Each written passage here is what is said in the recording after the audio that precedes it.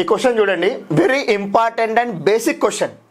అంటే everybody need to know, అంటే ప్రతి ఒక్కరూ తెలుసుకోవాల్సిన క్వశ్చన్ అండి.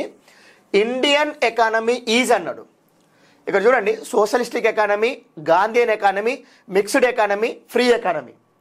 నాకు తెలిసి ఫ్రీ ఎకానమీ అనే పదము యాక్చువల్గా ఏ కంట్రీ ఎకానమీకి యూజ్ చేసినట్టయితే లేదు. సో రిమెంబర్, నెక్స్ట్ ఈ మూడు చూద్దాం.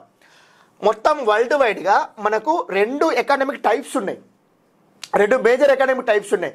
ఆ రెండు మేజర్ ఎకానమిక్ టైప్స్ కాదని ఆ రెండింటి యొక్క క్యారెక్టరిస్టిక్స్ తీసుకొని మనం ఒక డిఫరెంట్ టైప్ ఆఫ్ ఎకానమీకి మనము అంకురార్పణ చేసినాము.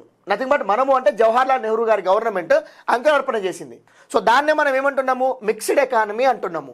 Indian economies mixed economy. మరి ఇంతకంటే ముందున్న రెండు ఎకానమీస్ ఏంటి? ఒకటి క్యాపిటలిస్టిక్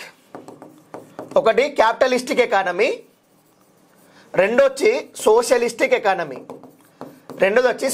ఎకానమీ. సో ఇందులో ఉన్న కొన్ని క్యారెక్టరిస్టిక్స్, ఇందులో ఉన్న కొన్ని క్యారెక్టరిస్టిక్స్ తీసుకొని మనము మిక్స్డ్ ఎకానమీకి మనం రూపకల్పన చేయడం జరిగింది. So Indian economy is a mixed economy.